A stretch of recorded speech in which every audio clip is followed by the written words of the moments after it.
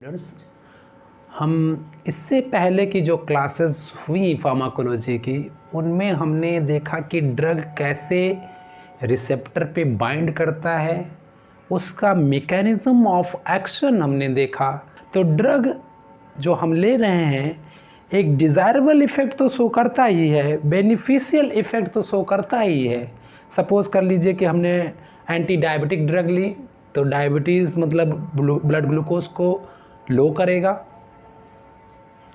तो लेकिन ये जो बेनिफिशियल इफ़ेक्ट या डिज़ायरेबल इफ़ेक्ट के साथ साथ ये ड्रग दूसरे इफ़ेक्ट भी शो करते हैं जो कि अनडिज़ायरेबल है, उसकी हमें ज़रूरत नहीं है, लेकिन अब वो ड्रग है तो वो एक अदर इफ़ेक्ट भी जो कि फार्माकोडायनेमिक इफ़ेक्ट हो सकता है, फार्माकोकाइनेटिक इफ़ेक्ट हो सकता है, अदर इफ़ेक्ट्स भी शो करते हैं।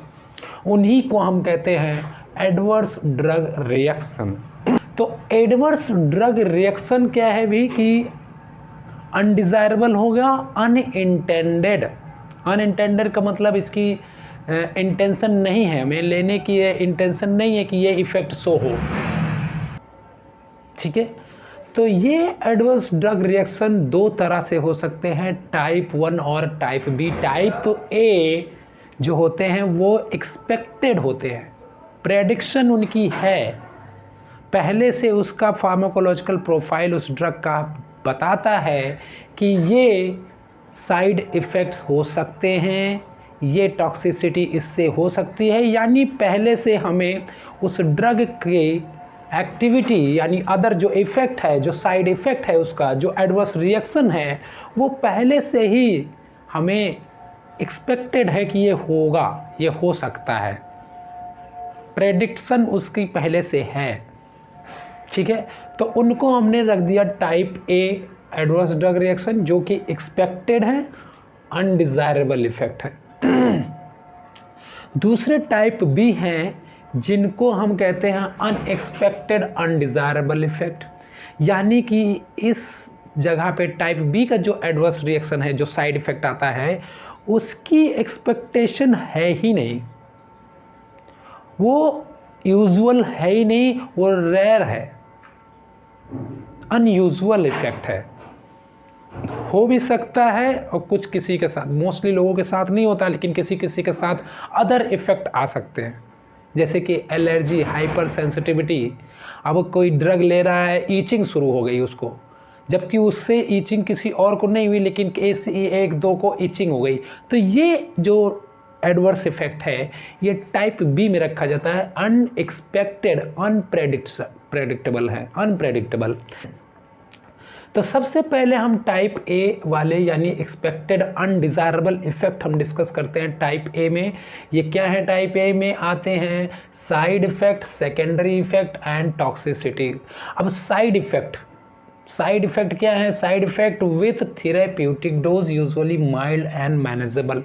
जो साइड इफ़ेक्ट बता रहे हैं, ये कह रहे हैं कि जो आप थेरेप्यूटिक डोज ले रहे हो, जो नॉर्मल डोज ले रहे हैं आप, उसी डोज पे ये अदर साइड इफ़ेक्ट शो हो सकता है, दिख सकता है, साइड इफ़ेक्ट आएगा। ये बहुत माइल्ड होंगे और ड्रग जैसे ही बंद करेंगे, स्टॉप करेंगे एडमिनिस्ट्रेशन जिस ड्रग का, वैसे ही वो सिम्टम्स भी रिवर्स हो जाएंगे, यानी सिम्टम्स ख़त्म हो जाएंगे। तो मैनेज कर सकते हैं हम।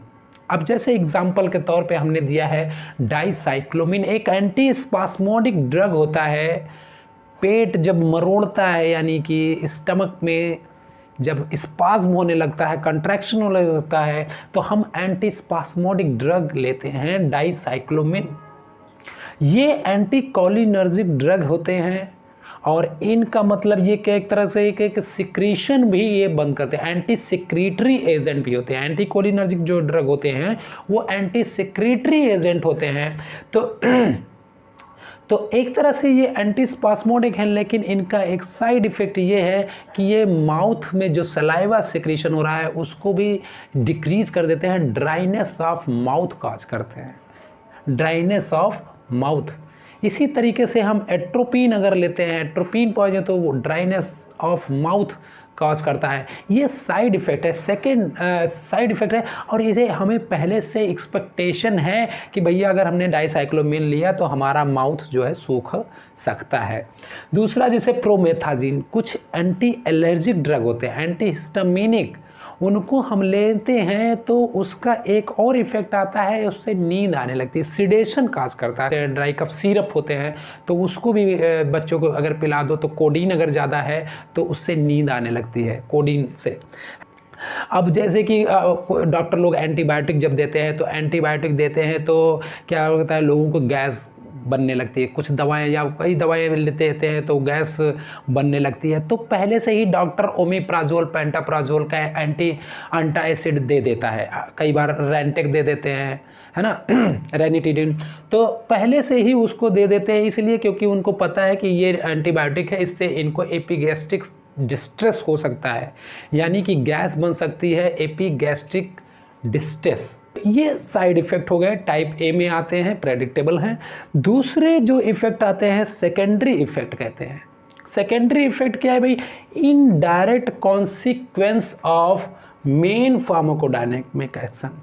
जो मेन फार्माकोडायनेमिक जिस एक्शन के लिए हम वो ड्रग ले रहे हैं, अगर उसी के साथ साथ उसी का रिजल्ट दूसरा, उसकी वजह से जो ड्रग हमने लिया, जो एक्शन आया, उसी की वजह से अगर दूसरा एक्शन आ गया, कोई कॉन्सिक्वेंस, तो other consequence, indirect consequence of main pharmacodynamic action of drug, तो उसको हम कहते हैं सेकेंडरी इफेक्ट। प्राइमरी इफेक्ट के लिए तो हमने लिया, ठीक है, लेकिन अगर दूसरा इफेक्ट आ गया तो उसी को हम कहेंगे सेकेंडरी इफेक्ट।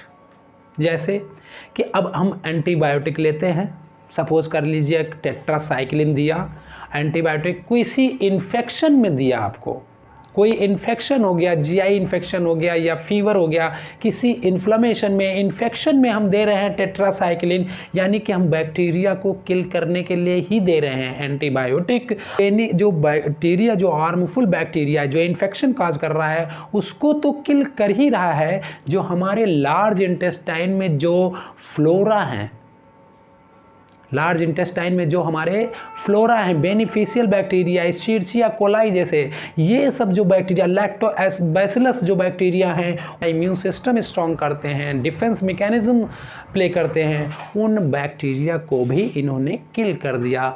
उससे क्या हो गया?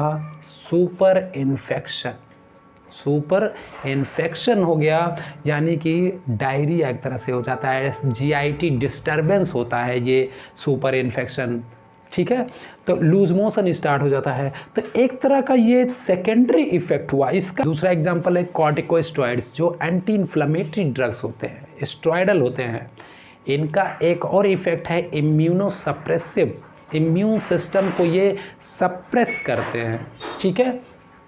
तो हमने कॉर्टिकोस्टेरॉइड तो लिया इन्फ्लेमेशन कम करने के लिए, लेकिन इनका सेकेंडरी इफेक्ट क्या है? ये हमारे इम्यून सिस्टम को सप्रेस कर दे रहे हैं। तो ये क्या हो गया? एक तरह से सेकेंडरी इफेक्ट है, ये अनडिज़ायरेबल है, ये मेरे को नहीं चाहिए। हमारा होस्ट डिफेंस मैकेनिज्म का कम हो जाए, वीक हो जाए, वो हमें नहीं चाहिए, अनडिज़ायरेबल इफेक्ट है। लेकिन अनडिज़ायरेबल है और एक्सपेक्टेड है, पहले से हमें पता है कि इसका फार्माकोलॉजिकल प्रोफाइल है कॉर्टिकोस्टेरॉइड का कि ये इम्यून सिस्टम को सप्रेस करेगा, ठीक है। तो एक्सपेक्टेड हो गए, अनडिज़ायरेबल इफेक्ट हो गए भी। टॉक्सिसिटी, ये टॉक्सिसिटी भी हमको एक्सपेक्टेड है, अनडिज़ायरेबल है, हमें पता है कि अगर, लेकिन ये टॉक्सिसिटी मोस्टली ओवरडोज, ये थेरेप्यूटिक डोज पे ही हो जा रहे थे, ये थेरेप्यूटिक डोज पे ही हो जा रहे थे। लेकिन ये जो टॉक्सिसिटी है ये मोस्टली ओवरडोज या प्रोलॉन्ग यूज़ ऑफ ड्रग की वजह से होते हैं, ठीक है।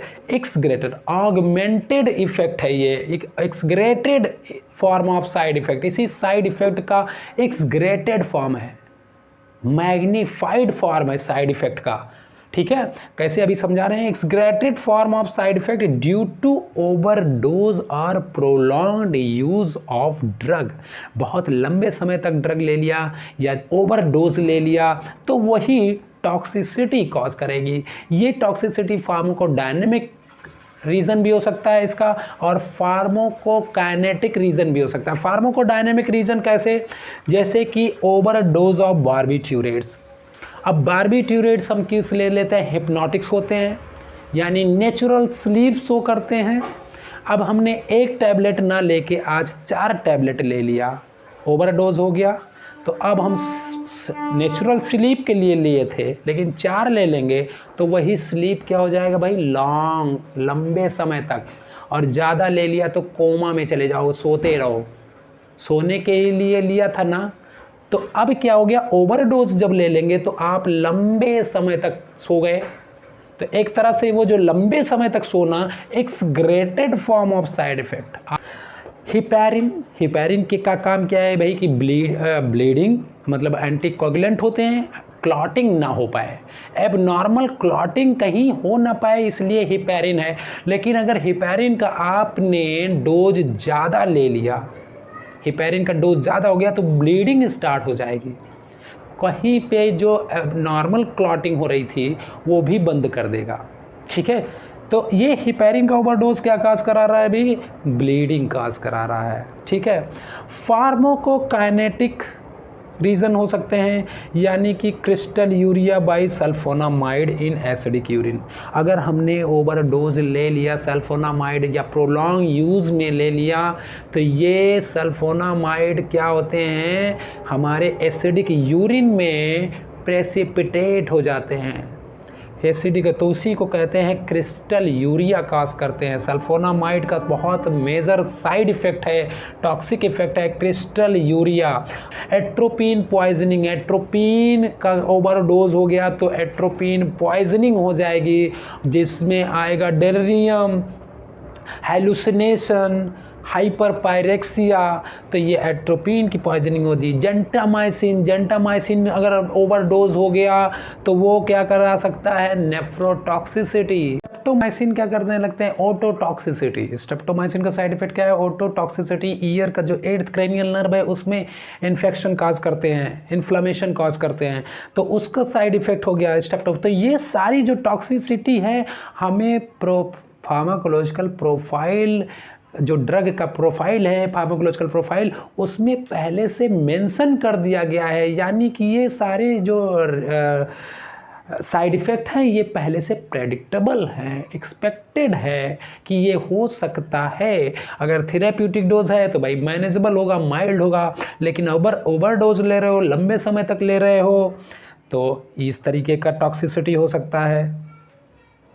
तो ये चीज़ें हैं type A, expected undesirable effect. Type B में हम देखेंगे अनएक्सपेक्टेड अनडिज़ायरेबल इफेक्ट, या सेकेंड नेक्स्ट लेक्चर में हम टाइप बी डिटेल में डिस्कस करेंगे। ये टाइप ए हो चुका है। Thank you very much.